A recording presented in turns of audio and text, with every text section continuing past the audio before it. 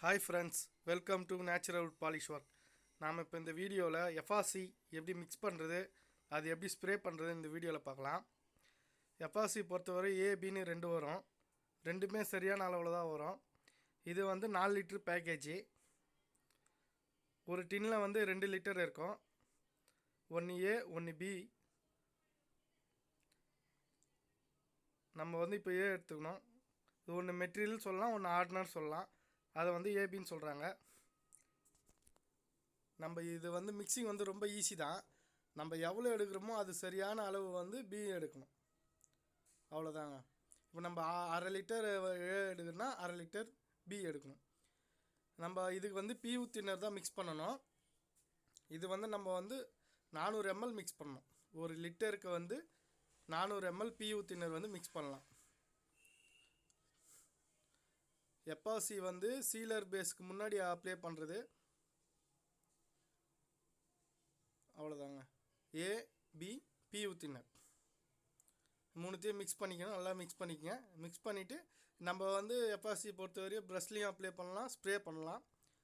Spray பண்ணால் நமக்கு அதிக லேயர் ஏறும், நல்லா மெட்டீரியல் ஏற்றி அடிக்கலாம். இல்லை லைட்டாக அடிக்கிற பட்சத்தில் நம்ம வந்து ப்ரஷ்லேயே அப்ளை பண்ணிக்கலாம்,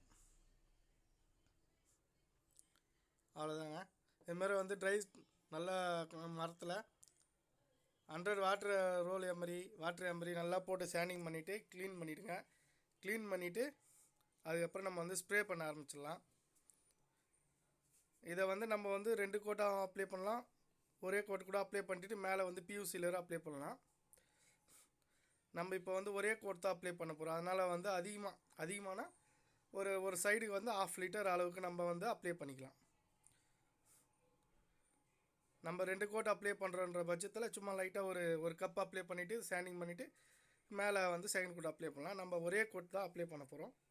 ஏன்னா வந்து நம்ம அதுக்கு மேலே வந்து பியூ சீலர்லாம் அப்ளை பண்ண இருக்கிறதுனால நம்ம ஒரே கோட்டு எப்பாசி அப்ளை பண்ணுறோம். இது வுட்டோட வந்து தன்மையை வந்து காப்பாற்றி தான் வந்து எப்பாசி அப்ளை பண்ணுறோம். வுட்டோட ஸ்ட்ரக்சர்னா என்ன சொல்கிறது, வுட்டோட தன்மை எப்படி இருக்கும் லைவாக கடைசி வரையும் அப்படியே இருக்கும், எப்பயுமே மாறாது. எப்பாசி முதல்ல அப்ளை பண்ணிட்டோம்னா நம்ம வுட்டோட தன்மை அப்படியே இருக்கும். கலர் வேரியேஷன்ஸ் எல்லாமே அப்படியே கிளியராக அப்படியே இருக்கும். அதனால தான் வந்து நம்ம எப்பாக்சி அப்ளை பண்ணுறோம்.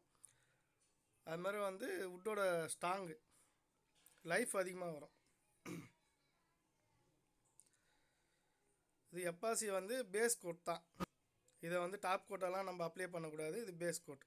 ஓகே ஃப்ரெண்ட்ஸ், மேலும் இது போல் வீடியோக்களை பார்க்க நேச்சுரல் வுட் பாலிஷ் ஒர்க்கை சப்ஸ்கிரைப் பண்ணுங்கள். தேங்க்யூ.